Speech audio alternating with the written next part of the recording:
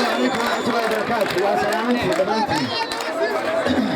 بسم الله الرحمن الرحيم. الحمد لله رب العالمين. وبه نستعين على أمور الدنيا والدين والسلام على سيدنا نبينا محمد. وعادي أدان runtii idin salaamaya idinku mahad celinaya waqtiga dheer aad taagnaydeen hadalkana anigoo idinkeeda ixtiraamaya idinku dheerayn maayo waxa kullayba iga damayn doona gudoomiyaha iyo musharaxii madaxweynaha waxaan jecelahay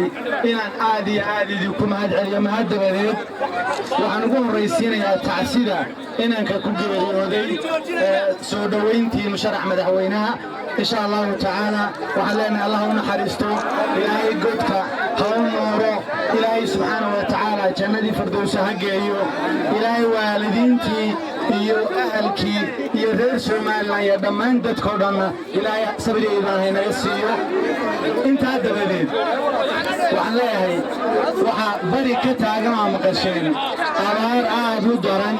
oo xooliyo dadkiiba saamaysay waxaan leeyahay ha loo gurmado reer boorama shalay waxaan leeyahay ha loo gurmado reer boorama waxaan leenahay abaarta u gurmada dadka wax la qabta xaruurka iyo balka iyo beerta iyo cawska iyo dhaqaalaha iyo biyaha wixii aad gaadhsiin karaysaan waxaa laydinku yaqaanay gobonnimo iyo gurmade gaadhsiiya aad iyo aad baan taa idinka codsanaynaa idinku baaqaynaa idin dardaaraynaa haddii alla ka dhigo ilaahayna waxaynu weydiisanaynaa dhammaanteed naxariista ilaahay baa dadkoo dhan deeqdee inuu ilaahay naxariista inoo shubo oo dhammaanteen ina wada gaadhsiiyo mid barakaysan ilaahay ina wada gaadhsiiyo intaa kadib waxaan gelbinaynaa oo wadnaa madaxweyne ku-xigeenkii ayaanu wadnaa maxamed cali cabdi waxaan rajaynaa insha allahu tacaala xisbiga isaguna inay guulaystaan waxaan leenahay reer booramana maalin baa inoo ballama soomaali inoo ballan ma aha maalin baa inoo ballana maalintaa ballanteenu waa maxay waa wadani insha allahu maalintaa ballanteenu waa maxay waa wadani insha allahu tacaala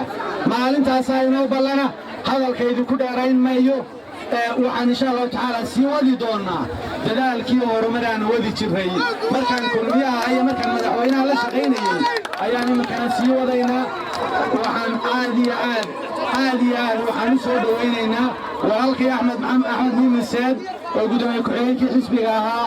oo runtii aanu jecel lahay inuu dhowaan insha allahu tacaala tafaahum fiican yimaado oo la isla fahmo waanu jecelahay insha allahu tacaala waxaan ahaa guddigii ka daba tagtay iyo ergadii waanaanu soo dhowaynaynaa insha allahu tacaala wax kastoo nagu qaatana waan isku dayaynaa idinkana waxaan leenahay nala soo dhoweeya xisbiga iyo ururintiisa iyo isku duubnidiisa